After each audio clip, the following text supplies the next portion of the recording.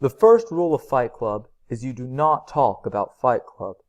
The second rule of Fight Club is you do not talk about Fight Club. I'm about to break both of those rules by discussing the psychological disorders present in the main character of David Fincher's Fight Club.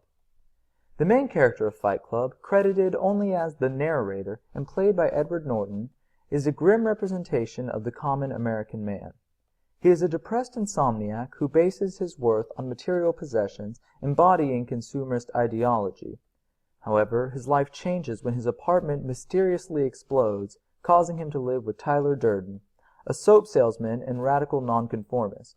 Together, they begin an underground fight club which spirals out of control into a highly organized terrorist organization led by Tyler.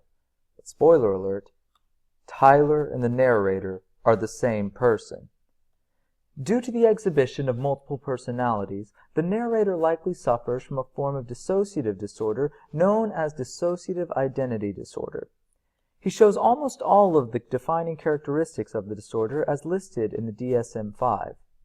He experiences discontinuities in identity and memory, as seen throughout the movie, especially when he has no recollection of Tyler's plans for Project Mayhem and with his very unstable relationship with Marla Singer.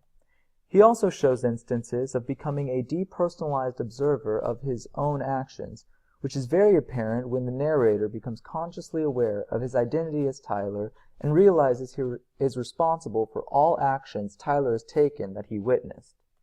Perhaps the only symptom of dissociative identity disorder not present in the narrator is a lack of knowledge of his other identities. The narrator is fully aware of Tyler, and even after he understands that they are both the same person, he continues to interact with Tyler. The only known effective treatment for dissociative identity disorder is psychotherapy that attempts to help the identities cohabitate more cohesively. Assuming that the narrator's attempts at suicide did not kill Tyler, as the end of the movie suggests, this treatment, coupled with antidepressants and sleep aids, should help the narrator live a less destructive life. Over time, the antidepressants should help treat the cause of the narrator's schism in identity, and sleep aids should help prevent unconscious actions as Tyler, as bouts of insomnia are what let Tyler take over and act without the narrators having any memory of anything except sleeping. These therapies should give the narrator more control of his identity and don't lead to many ethical concerns beyond the common side effects of antidepressants and a risk of dependence on sleep aids. Overall, Fight Club gave a somewhat accurate portrayal of dissociative identity disorder, though it did change many key features of the disorder. In most cases, this disorder manifests in an attempt to cope with a traumatic event, which is not true in the case of the narrator, as his stems from depression and a boredom with life.